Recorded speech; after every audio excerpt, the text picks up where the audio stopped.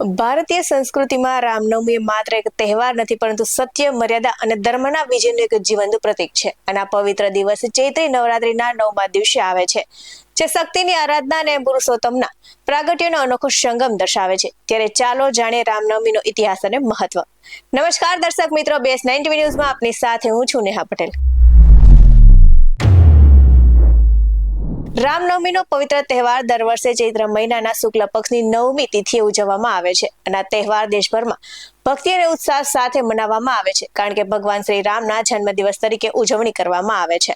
તો રામનવમીના દિવસે શ્રદ્ધાળુઓ શ્રી રામના મંદિરમાં વિશેષ પૂજા અર્ચના કરે છે અને રામ ભક્તના ભજન ગાય અને સાથે જ ભગવાન પ્રત્યેની પોતાની ભક્તિ વ્યક્ત કરે છે. તો રામનવમીનો તહેવાર ચૈત્ર મહિનાના અંતિમ દિવસે આવે છે અને આ દિવસે માતા સિદ્ધદાત્રીની પૂજાનો પણ વિશેષ મહિમા છે. તો આવી સ્થિતિમાં રામના તહેવારની લઈને ઘણી મહત્વતા ધરાવે છે અને આ સાથે જ તેમનો ઇતિહાસ પણ જોરદાર છે.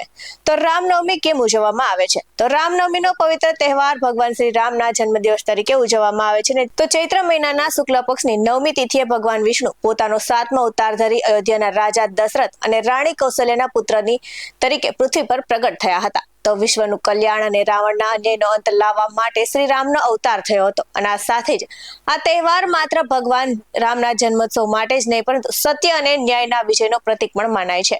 તો શ્રી રામ જીવનભર ધર્મના પથ પર અડગ રહ્યા છે અને રામનવમી એ જ આધ્યાત્મિક અને નૈતિક મૂલ્યોની યાદ અપાવે છે.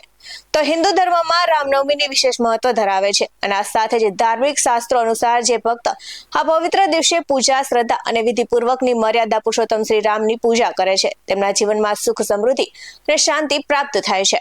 આવા જ વધુ અહેવાલ સાથે ફરી મળતા રહીશું. તમે અમારી YouTube ચેનલને સબસ્ક્રાઇબ કરવાનું, અમને Facebook અને Instagram પર ફોલો કરવાનું ભૂલશો નહીં. બાકી અવનવી અપડેટ્સ મેળવવા માટે આપ જોતા રહો BS9 TV ન્યૂઝ.